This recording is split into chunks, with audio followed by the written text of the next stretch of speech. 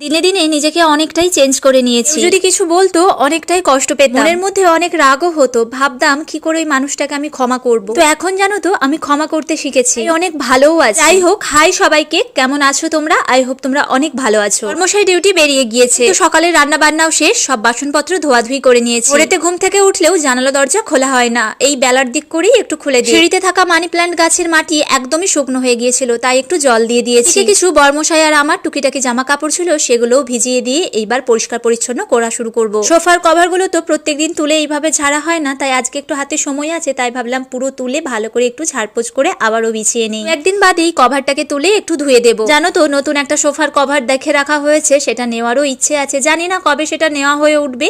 যাই হোক, ওইদিকে সোফা টোফা গুছিয়ে এইদিকে আমার গোবলুর পেছনে যে জানালাটা রয়েছে সেটা একটু ভালো করে আর কি মুছে নিয়ে ধুইয়ে দিই। যেহেতু একটু এটা অফ সাইডে ওই মেশিন পত্র রয়েছে, তারপরে গোবলুর এইদিকেও, তো সেই জন্য কিন্তু একটু পরিষ্কার করতে অসুবিধেই হয়, সবসময় পরিষ্কার করা হয় না। যাই হোক, তারপরে এদিকে ঘর বাড়ি ঝাড়ু দিয়ে নিয়েছি আর বিছানাগুলো আগেই তুলে নিয়েছিলাম। এইদিকে এই যে ঘরটোর মোছামুছি করে নিয়ে ঝটপট স্নানে চলে যাব। স্নানের সময় জামা কাপড়গুলো এই যে কাচাকুচি করে নিয়ে ছাদে চলে এসেছি। রৌদ্রটা ভালোই থাকে, যেহেতু কড়া শীত পড়ে গিয়েছে, সেই জন্য আমি তো বেশিরভাগ সময় আমার সংসারের কাজ, রান্না বান্না, খাওয়া দাওয়াই তোমাদের সাথে শেয়ার করি। তোমরা আর কে কি ভ্লগ দেখতে চাও অবশ্যই কমেন্ট করে জানিও। তোমরা কে কে আমার ভিডিও দেখতে ভালোবাসো সেটাও কিন্তু জানিও। তো এইদিকে এই যে গোবলু সোনার পুজো করে খেতে দিয়ে নিয়ে নিজেও খেতে বসে গিয়ে, চলো এখনকার মতো টাটা।